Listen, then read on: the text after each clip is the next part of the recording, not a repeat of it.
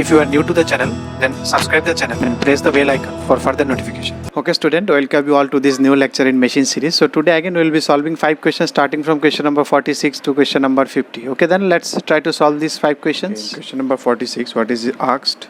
A separately excited DC motor runs at 1000 RPM on no load when its armature terminals are connected to 200 volt DC source and the rated voltage is applied to the field winding. The armature resistance of the motor is 1 ohm. The no load armature current is negligible. With the motor developing its full load torque, the armature voltage is set so that the rotor speed is 500 RPM. When the load torque is reduced to 50% of the full load value under the same armature voltage condition, the speed rises to 520 RPM. Neglecting the rotation losses, the full load armature current in ampere. Okay. So you can say the speed was 500 RPM. The motor was developing full load torque. Now the torque is reduced to 50%, now due to which you are increasing your speed is to 520. Now you can see here the no load armature current is negligible. With the motor developing its full load torque, the armature voltage is set so that the rotor speed is at 500 RPM. So full load torque means it's at rated current. So it is 500 RPM. Okay. So if it is 500 RPM at no load, initially it was, if you give 200 a volt, then it is 1000 ampere. So you can think of that means your EB1 is equal to 2200 volt, because no load I am neglecting that current now, and your speed is your 1000 RPM. So at 500 ampere what should be its EB1? So 200 by EB1 by EB2, 51 by 52, but 51 52 is constant here because it is separately excited. So it is 1000 now. It is question mark, speed is, it is 200 and this is 1000 to 500. So here your EB2 is equal to 100 volt. Okay. So you have now EB2 which is equal to 100 volt and which is equal to but what is the supply voltage you don't know at that time. It may not be 200 also. They have, with the motor developing this much so that the motor speed is this much, armature voltage is set. So you don't know the armature supply voltage, what is the voltage you are supplying, because that minus your IA into RF they have given, RA is 1. So this is one equation you can say, or V minus IA is equal to 100. This is equation 1. Now with the same armature voltage, load torque is reduced to 500 volt full load volt under the same armature voltage condition. Now V is same.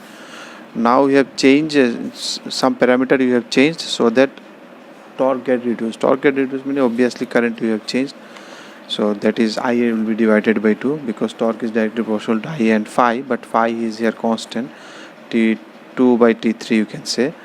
It is phi 2 by phi 3 into IA2 by IA3. So this is constant. So because this is 50%, that means your IA is just 50%. So V minus IA by 2 is your EB3.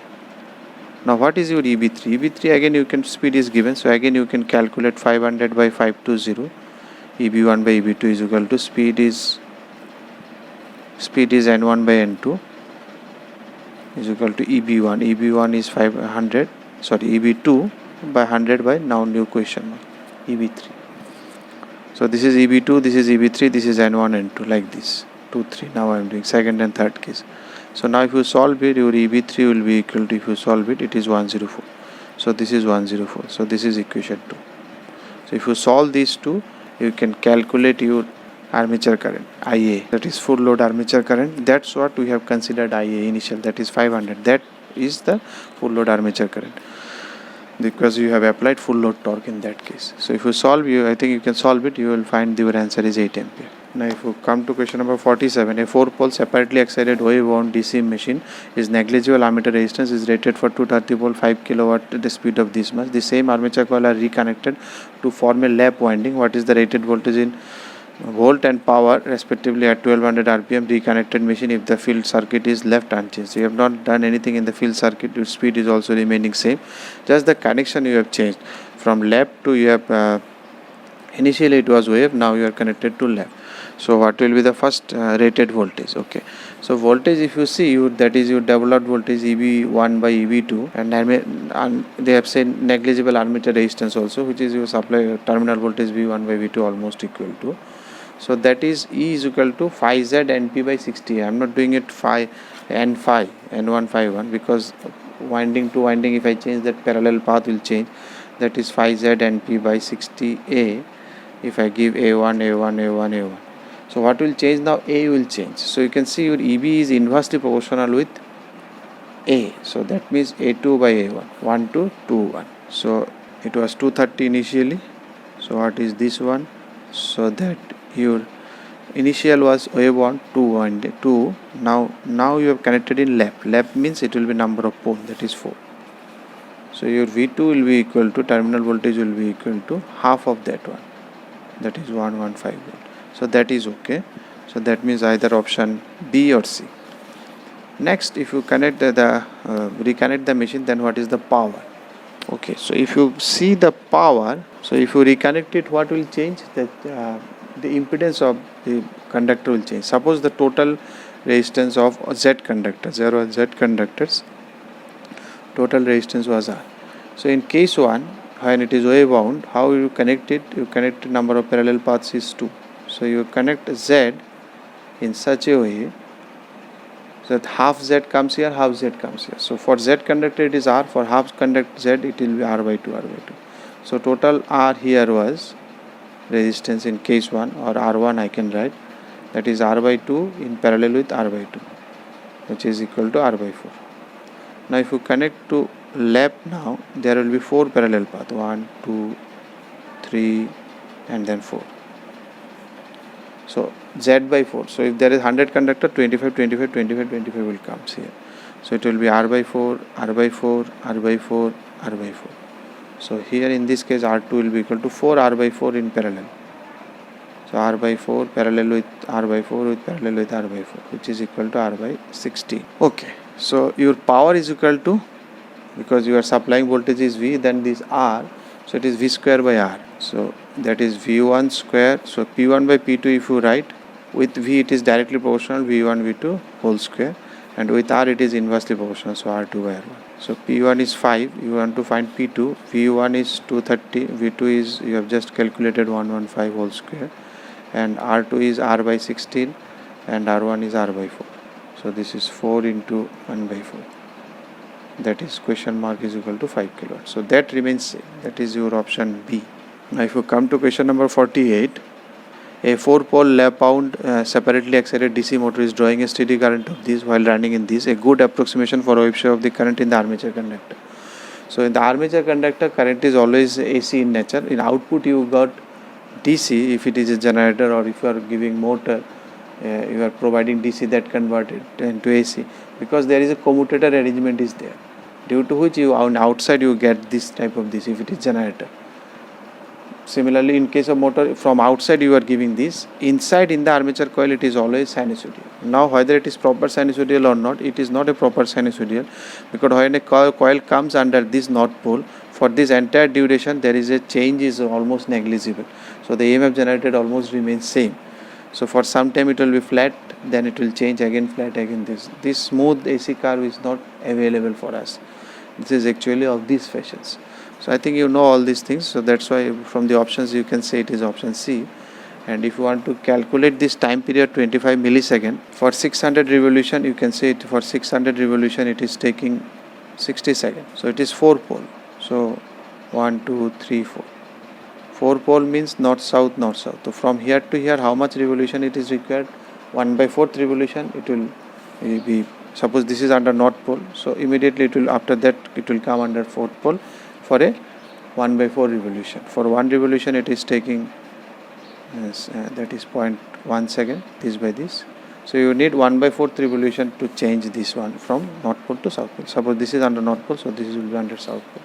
So 1 by 4 revolution it will take 0.25, that is 25 millisecond. That's why this 25 millisecond concept. And it is lap bound, so it is 40 ampere. You can say it is 4 poles, so parallel paths. So 10 will come from each path, so that's why 10 ampere. Now if you come to question number 49, a DC shunt generator delivers 45 ampere at a terminal voltage of this, the armature and shunt field resistance are this tail losses are this, the percentage of efficiency. So it is okay. What is your output power you are getting? This is DC generator, terminal voltage is 220 multiplied by 45. So this is your output power, and the losses, tail losses they have given. So just you have to calculate that copper loss, that armature loss, and this loss, field copper loss. So this is your this type of this one shunt generator. It is delivering 45, and this is 2 volt, and this is given 44. So 44 volt means what is the current here? So 220 divided by 44. So field current, that is IF, is equal to 5 ampere.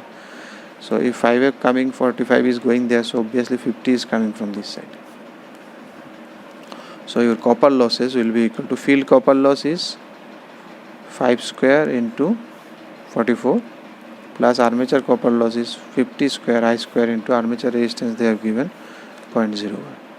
So if you do, this is your copper loss 219.5. So total loss will be equal to 219.5 plus your, that is given 375.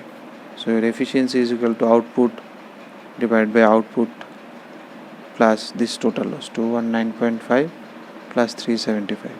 If you do, it is 86.48%. That is your answer. A separately excited DC generator supplies 150 ampere to a 145 DC grid. The generator is running at 800 rpm. The armature resistance is if the speed of the generator is increased to this, the current in ampere supplied by the generator to the DC grid. So there is a DC grid here, you are supplying from this side, and here you are changing the speed. So it is 145 grid, so this is always fixed. So initially it was supplying 150 ampere to the DC grid, and generator, the armature resistance here, the resistance, it is 0.1 ohm. Okay. So what should be this voltage? So this volt divided by 145, or you can say this voltage E is equal to internal voltage that is developed is equal to 145 is the terminal voltage that you are getting plus 150 into 0.1, or this minus this divided by 0.1 equal to 150, whatever. So if you do this one, it is 160 volt.